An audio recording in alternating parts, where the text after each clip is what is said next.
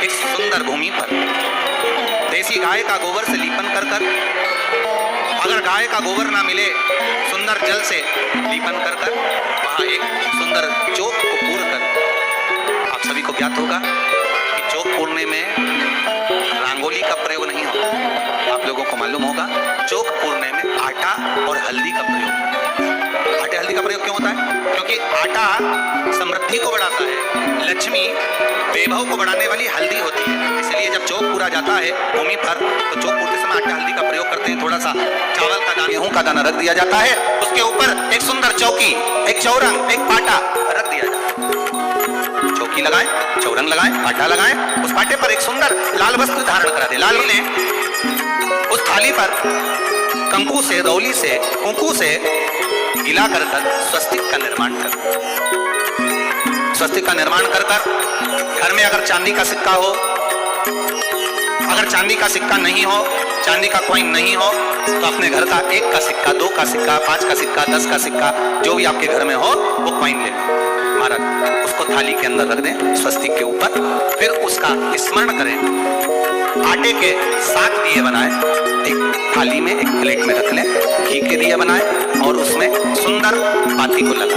ध्यान दीजिएगा, इसमें जो बाती लगेगी वो लंबी बाती लगेगी। लक्ष्मी जी की पूजन में जितनी भी बाती लगे वो लंबी लगे। महाराज घी के दिए लगा दें 7, 7 दियों को प्रज्वलित कर लें, प्रकट कर लें। एक दिया तेल का लगा, तेल का जो दिया लगाया है, जहां पर आपने सिक्का रखा है, कॉइन रखा है, उसका लेफ्ट हैंड, मतलब आप इससे बैठे हो तो आपका सीधा हाथ की ओर आप तेल का दिया लग दे।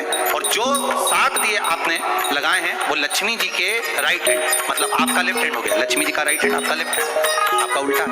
वहां पर 7 दिए जो आपने प्रज्वलित करे हैं प्लेट में रखें। सुंदर थाली जो आपने पूजन की तैयार करी है उसमें कुंकू, रोली, हल्दी, अबीर, गुलाल, चंदन, मौली, लाल धागा, मौली, अमरबेल के टुकड़े, कमलगट्टे, हल्दी की गांठ, सुंदर भाव में उसको रखें। जल का पात्र सुंदर आनंद से, जो क्वाइन चांदी का और देसी क्वाइन आपने जो रखा है उसका जल से पूजन करें।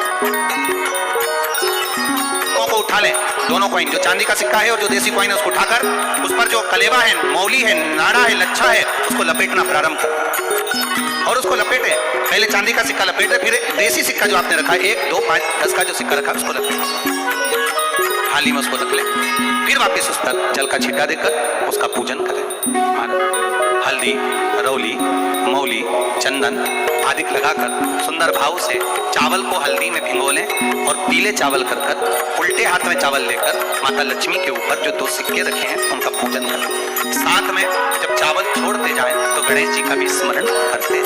हे रिद्धि सिद्धि के दाता श्री गणेश जी महाराज, आप हमारे यहाँ पर सदा माता लक्ष्मी को लेकर, कुबेर भंडारी को लेकर सदा विराजमान रहे, नारायण को लेकर सदा विराजमान रहे। चावल छोड़ते जाएं और बाबा से विनती करते जाएं, माता लक्ष्मी से निवेदन करते जाएं, भगवान शिव का स्मरण करें, भगवान नारायण का स्मरण करें, माता लक्ष्मी का स्मरण करें, रिद्धि सिद्धि के दाता भगवान श्री गणेश जी महाराज का स्मरण करें। छोड़ते जब चावल पूर्ण छोड़ देवे, पूजन पूरी तरह से हो जाए, तब महाराज 7 सुंदर आनंद से अमरबेल के टुकड़े, अमरबेल वृक्ष पर एक पीले कलर की बेल चलती है, पीली, उसमें पत्ते नहीं होते, वो किसी भी वृक्ष पर डली रहती है, वो अमरबेल कहलाती है। ये अमरबेल लक्ष्मी पूजन में समृद्धि के लिए, मकान के मुहूर्त के समय पर, गृह प्रवेश के समय पर बहुत कार्य है। ये अमरबेल को पानी की जरूरत भी नहीं पड़ती, आप रूप किसी वृक्ष पर डाल दी जाए वो अपने आप फलती चली जाती है। उसी तरह हमारे यहाँ भी हम भगवान से यही प्रार्थना करते हैं, जैसे अमरबेल बिना पानी पड़े भी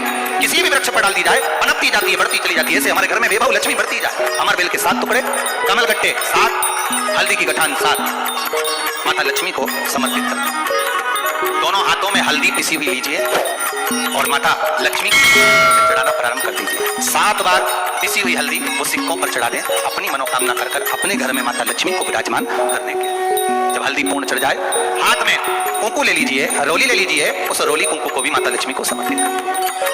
तब इसके पश्चात सुंदर जो भी घर में मिष्ठान हो, मीठा हो, नहीं हो, शक्कर हो, गुड़ हो, मिश्री हो, जो भी आपके पास में हो, खड़ी शक्कर हो, वो भगवान को माता लक्ष्मी को भोग रख दीजिए। अगर कुछ मीठा बना हो तो मीठा रख दीजिए। महाराज घर में संपूर्ण पूजन कर आपके घर में जो देवालय में भगवान बैठे हैं उनका भी पूजन करिए। पूजन करने के पश्चात आप माता लक्ष्मी से निवेदन करिए, हे माँ आप हमारे यहाँ सदा विराजमान हो। पूजन करने के बाद जो 7 दिए आपने प्लेट में रखे हैं, थाली में रखे हैं पूजन के लिए, ठीक है, उन 7 दियों से माता लक्ष्मी की आरती उतारिए। उन 7 दियों से माता लक्ष्मी का पूजन करिए। माता लक्ष्मी से विनती करिए, माँ आप हमारे घर का रास्ता भूल गई हो, बहुत कष्ट, पर भगवान शिव पर विश्वास करकर, कुबेर भंडारी पर, कुबेरेश्वर महादेव पर विश्वास करकर, भगवान नारायण के सुंदर प्रसंगों पर विश्वास करकर, माँ भगवान शंकर का अनुमोदन करकर, हे माँ आप हमारे घर में विराजमान, आप हमारे मार्ग को, हमारे घर को, हमारे घर के रास्ते को, हमारे घर के द्वार को आप भूल गई हो। हे विभव लक्ष्मी, हे धन लक्ष्मी, हे संतान लक्ष्मी, हे माँ लक्ष्मी, हे धान्य लक्ष्मी, आप हमारे घर में विराजमान। 7 दीप जो प्रज्वलित कर रहे हैं उससे माता की आरती उतारिए। फिर माता को झोली पसार कर प्रणाम कर कर नमन करो।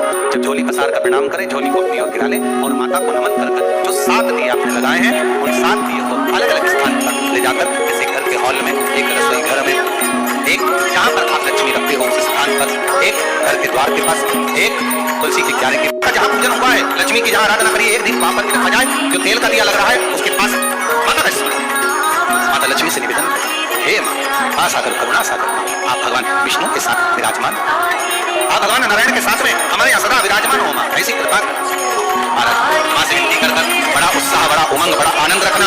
आपने अगर धन्वंतरी की पूजन करिए, धनतेरस की पूजन करिए, है कोई वस्तु, कोई सामग्री अगर आप लेकर आए हो, कोई पात्र लेकर आए हो, कोई तांबे का पात्र लाए हो, जो भी वस्तु आप नहीं लेकर आए हो उसका भी पूजन उसी दिन कर देना। सुंदर कार्तिक के महीने की कृष्ण पक्ष की त्रयोदशी को अगर आप कर रहे हो तो ये लक्ष्मी भले मेरे साथ वैकुंठ में जाकर रहे, पर लक्ष्मी का एक अंश तुम्हारे घर से कभी नहीं जाएगा, वो सदा विराजमान रहेगा। ऐसी है माँ धन्वंतरी की